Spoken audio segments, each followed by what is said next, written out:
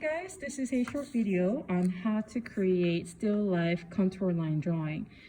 This drawing is a little bit more complex than what it seems because just drawing simple shapes like a cone, sphere, cylinder, rectangular prism, these are not hard.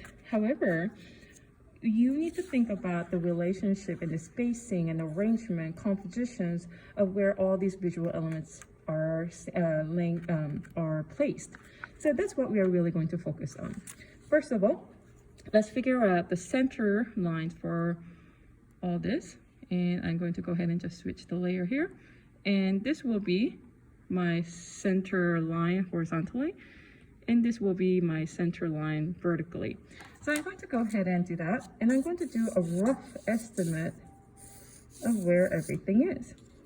See, I'm using my overhand grip, so it's okay for us to make a mistake. I'm going to go ahead and do a basic studies. Let's start with the central objects here. So if you think about this, about halfway point here and there, about higher than that, and about halfway point there, I'm able to define top and the bottom of the sphere. So I'm going to go ahead and cut this in half and make it a little bit higher for my sphere. Same thing, cut it in half. And this will be my sphere somewhere there, I'll say. And I'm just going to do a quick muscle memory so that we can sort of see it. Okay. Oh, that's not half. Lower than that.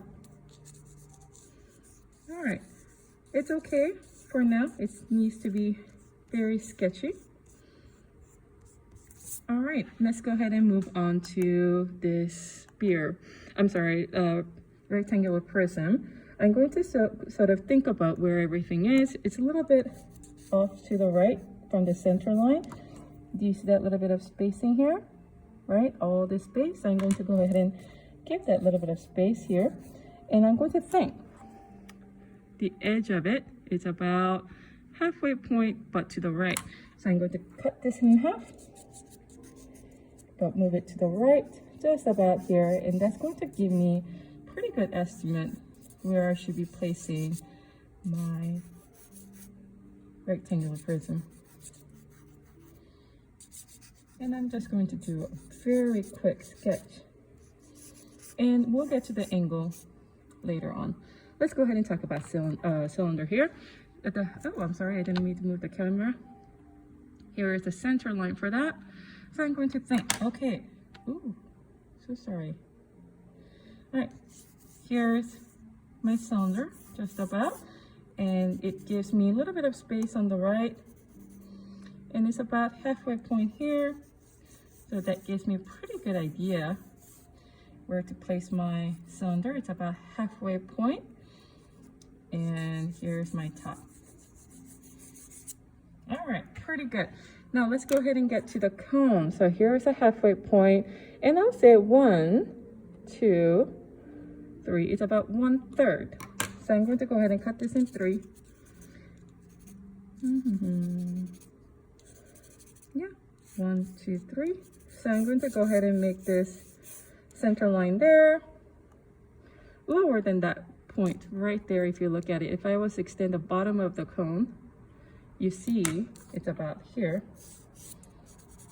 and the top portion of the cone definitely is lower than the cylinder but higher than the square, circle. So I'm going to go ahead and use that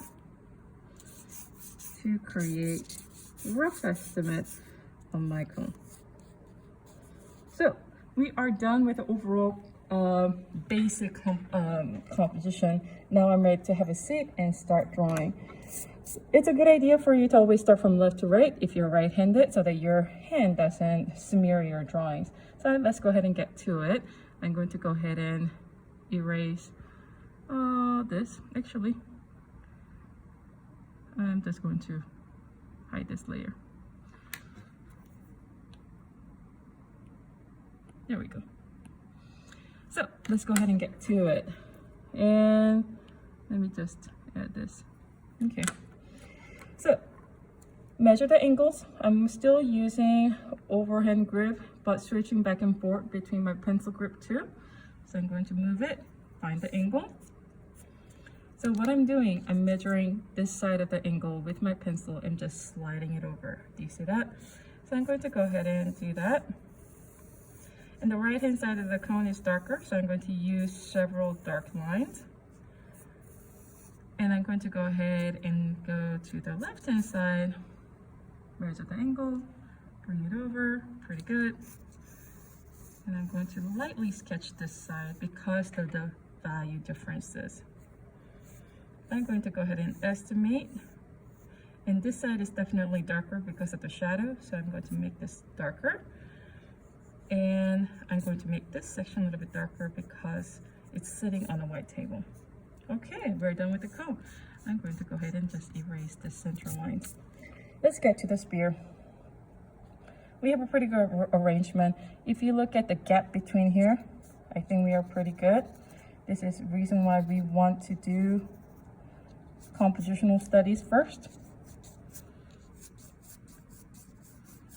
And I'm going to sort of use the angles rotation from my wrist to draw the spear.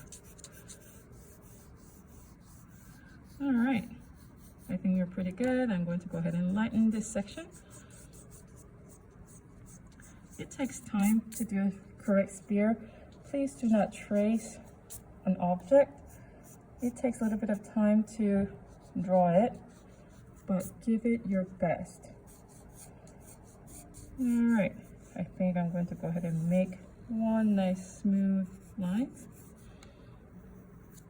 And I'm just going to lighten this section. All right, I'm ready for nice rectangular prism. Angle's pretty good. Angle's pretty good here. Angle, angle. Okay. And angle here. Beautiful. It's extremely important for you to measure the correct angles. Size does change because we are going from bigger drawing to bigger image to smaller drawing, but angle never changes. So that is one thing that's very dependable when you draw. Measure. Measure. Pretty good. This is more like 2-point perspective box that we have drawn. I'm going to think about the darkness. I'm going to make this section of the box a little bit darker.